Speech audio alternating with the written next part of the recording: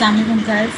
अच्छा, अब हम देखने लगे हैं कि हमने जो न्यू फंक्शन बनाया है उसको हमने जो वैल्यू पास करनी है वो हमने अरे पास करनी है।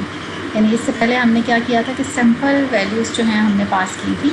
अब हम जो वैल्यूज़ पास करेंगे वो क्या होंगी, वो अरे वैल्यूज़ होंगी। ये एक प्रोग्राम मैंने बनाया है, इसमें देखते हैं क्या हो रहा है। सबसे पहले मेन का फंक्शन स्टार्ट हुआ है और उसके बाद एक अरे जो है हमने डिक्लेयर कर दी है और उसको वैल्यूज़ भी असाइन कर दी हैं।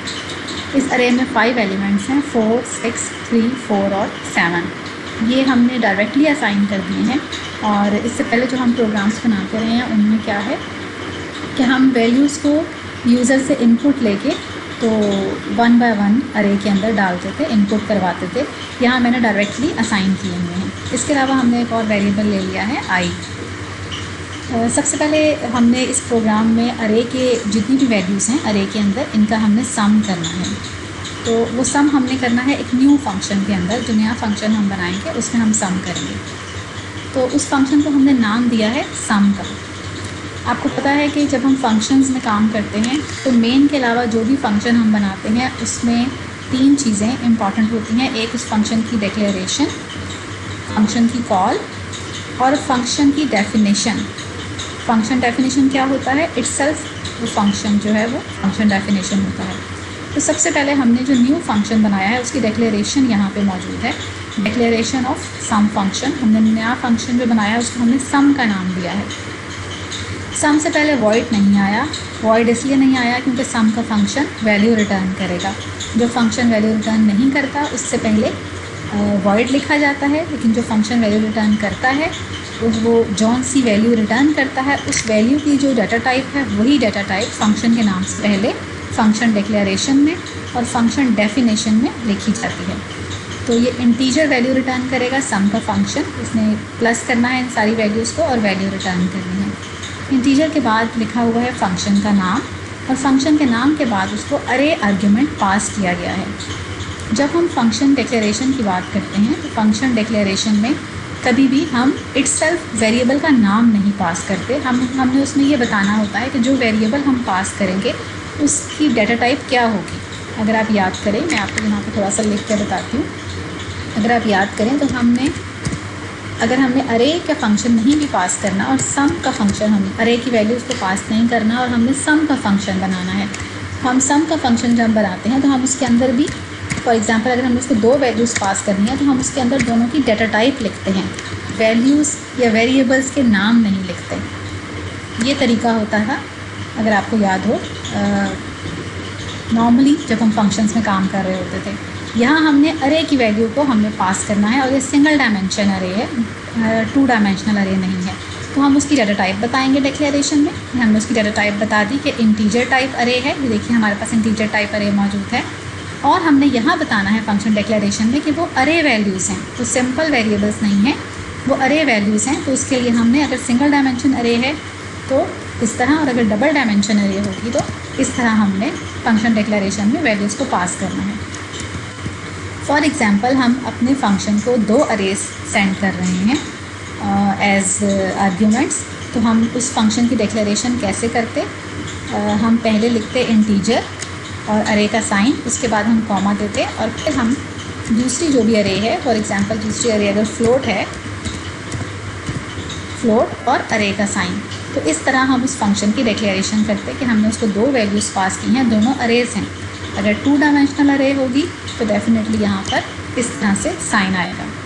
लेकिन ये जो हम प्रोग्राम बना रहे हैं इसमें सिंगल डायमेंशन अरे है, तो हमने अरे का साइन और इसके अलावा उसकी डाटा टाइप जो है एज आर्ग्यूमेंट पास करनी है।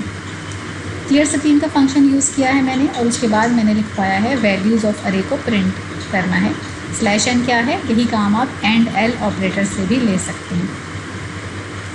उसके बाद है i = 0, i <= 4, i++। ये एक लूप है और इस लूप को 0 से लेके 4 तक यानी 5 टाइम्स चलाया गया है। क्योंकि अरे भी हमारे पास 5 वैल्यूज़ की है तो हमने 0 से लेके 4 तक इस लूप को चलाना है 5 टाइम्स। और 5 टाइम्स जब ये लूप चल रहा है तो हर दफ़ा हम प्रिंट करवा रहे हैं आउटपुट स्क्रीन पर अरे ऑफ आई। अरे ऑफ 0 सबसे पहले प्रिंट होगा, फिर दोबारा लूप चलेगा तो अरे ऑफ 1 प्रिंट होगा और इस तरह लास्ट वैल्यू जो अरे ऑफ 4 है वो प्रिंट होगी। अरे की 5 वैल्यूज़ हम इस हिस्से में आउटपुट स्क्रीन पर प्रिंट करवा रहे हैं।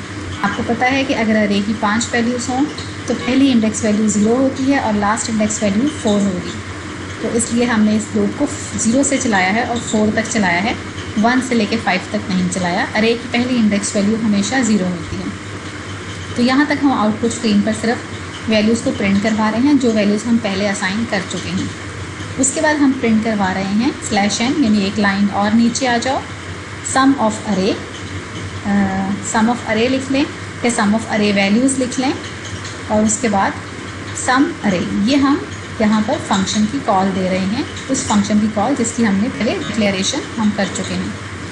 हमारे फंक्शन का नाम सम है। अब आपने ये बात याद रखनी है कि जब हम फंक्शन कॉल यूज़ करेंगे और उसमें हमने अरे वैल्यूज़ को सेंड करना है तो हम उसके अंदर अरे का साइन नहीं देते।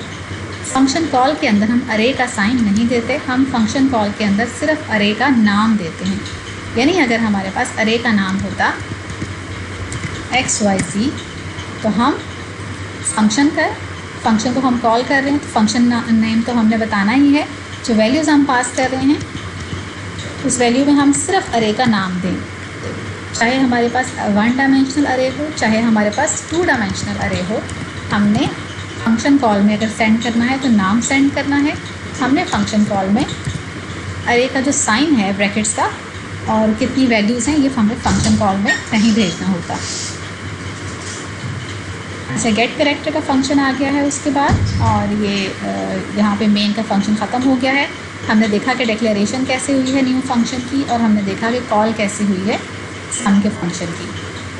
उसके बाद अब फंक्शन डेफिनेशन इटसेल्फ नीचे मौजूद है। सम का फंक्शन कर क्या रहा है? सम का फंक्शन इंटीजर से स्टार्ट हो रहा है क्योंकि ये इंटीजर वैल्यू रिटर्न करेगा। सम के फंक्शन के अंदर इंटीजर x ऑफ अरे, ये हमने वैल्यू रिसीव की है जो वैल्यू भेजी गई थी। अरे एक वेरिएबल है, सी के कंपाइलर को इस बात का पता है कि अरे एक वेरिएबल है ARR, उसको ये x वेरिएबल के अंदर रिसीव कर लेगा। हमेशा जब भी नया फंक्शन बनाएं, बाज़ बच्चे ऐसा करते हैं कि जब नया फंक्शन बनाते हैं तो वही नाम रख देते हैं जो नाम पहले से मौजूद होता है। यानी कि अगर उन्होंने फंक्शन कॉल में n वेरिएबल सेंड किया है तो यहाँ भी उसको n वेरिएबल में न्यू फंक्शन में रिसीव कर लेंगे। ऐसा नहीं करते, ऐसा करने से प्रोग्राम ख़राब हो सकता है, उसमें कॉम्प्लिकेशंस आ सकती हैं। हमेशा नया वेरिएबल आप यहाँ रखें।